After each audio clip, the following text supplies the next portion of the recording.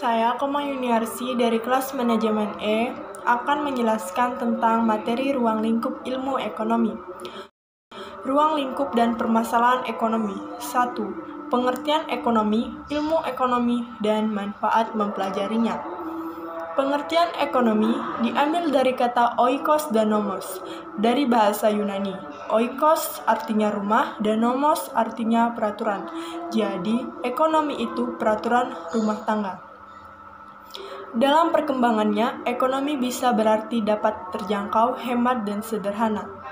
Apa yang diatur dalam rumah tangga? Permasalahan pemenuhan kebutuhan yang tak terbatas. Mengapa perlu diatur? Karena alat untuk memenuhi kebutuhan terbatas. Jadi, masalah yang dihadapi manusia dalam rangka memenuhi kebutuhan adalah kebutuhan tidak terbatas, sementara alat pemuas kebutuhannya terbatas. Untuk mengatasi masalah tersebut diperlukan suatu ilmu, yaitu ilmu ekonomi. Menurut Prof. P.A. Samuelson, ilmu ekonomi adalah suatu studi bagaimana orang-orang dan masyarakat membuat pilihan dengan atau tanpa uang dengan menggunakan sumber daya yang terbatas, tetapi dapat dipergunakan dalam berbagai cara untuk menghasilkan berbagai jenis barang dan jasa dan mendistribusikan untuk keperluan konsumsi. Menurut Mankey, ilmu ekonomi dapat diartikan sebagai studi tentang masyarakat mengelola sumber daya yang selalu terbatas dengan logika. Disimpulkan, ilmu ekonomi adalah ilmu yang mempelajari bagaimana tindakan atau usaha manusia dalam rangka memenuhi kebutuhan dengan sumber daya yang dimilikinya. Apa manfaat mempelajari ilmu ekonomi? Ilmu ekonomi dapat membantu memahami wujud perilaku ekonomi dalam dunia secara lebih baik. Dengan mempelajari ilmu ekonomi akan membuat seseorang lebih pandai dalam perekonomian. Dengan menguasai ilmu ekonomi, maka memberikan pemahaman atas potensi dan keterbatasan kebijakan ekonomi. Jenis analisis dalam ilmu ekonomi. 1. Ilmu deskriptif, yaitu ilmu yang memberikan gambaran tentang suatu kondisi ekonomi yang sebenarnya.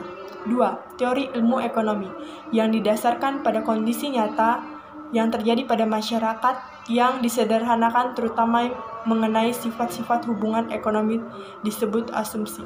3. Teori ekonomi aplikasi, cabang dari nikmat bertujuan menganalisis dan menelaah tentang hal-hal yang perlu dilakukan mengenai suatu kejadian dalam perekonomian. Pernyataan dalam teori ekonomi. Dalam teori ekonomi terdapat dua pernyataan positif dan pernyataan normatif. Pernyataan positif yaitu pernyataan yang menunjukkan pada kondisi yang sebenarnya terjadi. Pernyataan normatif yaitu pernyataan petunjuk yang mengandung arti apa sebaliknya yang harus. Disebut normatif karena pernyataan itu bukan berdasarkan fakta berlaku di mana-mana, sehingga belum dapat dijadikan dasar teori yang berlaku umum. 2. Sistem perekonomian. Hingga saat ini dikenal 3 sistem perekonomian.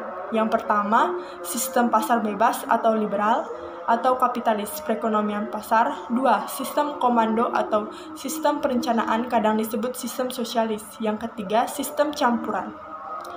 Prinsip-prinsip dasar ekonomi. Prinsip ekonomi adalah patokan perilaku pelaku ekonomi yang mengarah pada tindakan yang sesuai dengan apa yang diharapkan dalam pengambilan keputusan.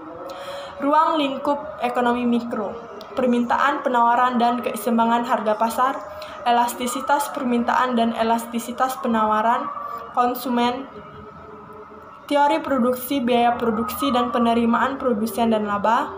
Tujuan ekonomi mikro yaitu melakukan analisis terhadap mekanisme pasar yang membentuk harga relatif kepada produk barang dan jasa, serta alokasi dari sumber terbatas di antara banyaknya penggunaan alternatif.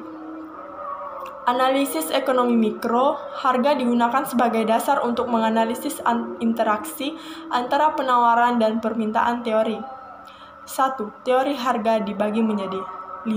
Yang pertama, proses pembentukan harga, faktor-faktor yang dapat mempengaruhi perubahan permintaan dan penawaran. Hubungan antara harga, permintaan, dan penawaran. bentuk-bentuk pasar, dan yang terakhir konsep elastisitas permintaan dan penawaran. 2. Teori produksi. 1. Semua yang berhubungan dengan biaya produksi, barang dan jasa. 2. Tingkat produksi yang paling menguntungkan bagi produsen. Yang ketiga, kombinasi dari faktor produksi yang harus dipilih oleh produsen untuk mendapatkan keuntungan yang maksimal. Yang ketiga, teori distribusi. Dibagi menjadi dua. Yang pertama, besarnya bunga yang harus dibayar kepada pemilik modal. Yang kedua, besarnya keuntungan yang didapatkan produsen. Dalam mewujudkan tujuan-tujuan ekonomi, ditentukan analisis yang dibuat harus meliputi persoalan-persoalan berikut. Yang pertama, tujuan-tujuan dari kebijakan yang dijalankan. Yang kedua, cara-cara yang akan dilaksanakan untuk mencapai tujuan tersebut. Yang ketiga, jenis pengorbanan yang harus dibuat untuk mencapai tujuan tersebut. Yang keempat, akibat buruk yang mungkin berlaku apabila suatu langkah atau kebijakan ekonomi dilaksanakan. Yang kelima, menjajaki langkah alternatif lain yang lebih baik untuk mencapai tujuan tertentu. Permintaan. Dalam interaksi di antara para pembeli dengan para penjual diterangkan dalam teori permintaan dan penawaran. Teori permintaan menerangkan tentang sifat permintaan para pembeli terhadap suatu barang, sedangkan teori penawaran menerangkan sifat para penjual dalam menawarkan suatu barang yang akan dijualnya. Permintaan adalah keinginan konsumen membeli suatu barang pada berbagai tingkat harga selama periode waktu tertentu. Teori permintaan menerangkan tentang ciri hubungan antara jumlah permintaan dan harga. Hukum permintaan, makin rendah harga suatu barang, maka makin banyak permintaan terhadap barang tersebut. Sebaliknya, semakin tinggi harga suatu barang, maka semakin sedikit permintaan terhadap barang tersebut. Faktor-faktor yang memengaruhi permintaan. 1. Harga barang itu sendiri. 2. Harga barang lain yang berkaitan erat dengan barang tersebut. 3. Pendapatan rumah tangga dan pendapatan rata-rata masih. 4. Selera atau kebiasaan. 5. Jumlah penduduk. 6. Perkiraan harga di masa mendatang. 7. Distribusi pendapatan. 8. Cita rasa masyarakat. Efek faktor bukan harga terhadap permintaan. Harga barang lain. 1. Barang pengganti. 2. Barang pelengkap. 3. Barang netral. Pendapatan para pembeli. 1. Barang inferior. 2. Barang esensial. 3. Barang normal. 4. Barang mewah. Mekanisme pasar penawaran. Penawaran adalah jumlah barang yang produsen ingin tawarkan atau jual pada berbagai tingkat harga selama satu periode tertentu. Hukum penawaran adalah semakin tinggi harga suatu barang, makin banyak jumlah barang tersebut akan ditawarkan oleh para penjual. Sebaliknya, semakin rendah harga suatu barang, semakin sedikit jumlah barang tersebut yang ditawarkan.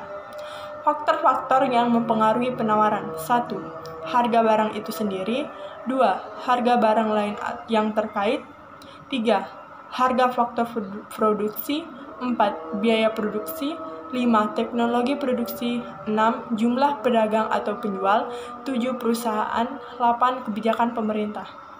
Sekian penjelasan materi dari saya. Bila ada salah kata, mohon dimaafkan. Sekian dan terima kasih.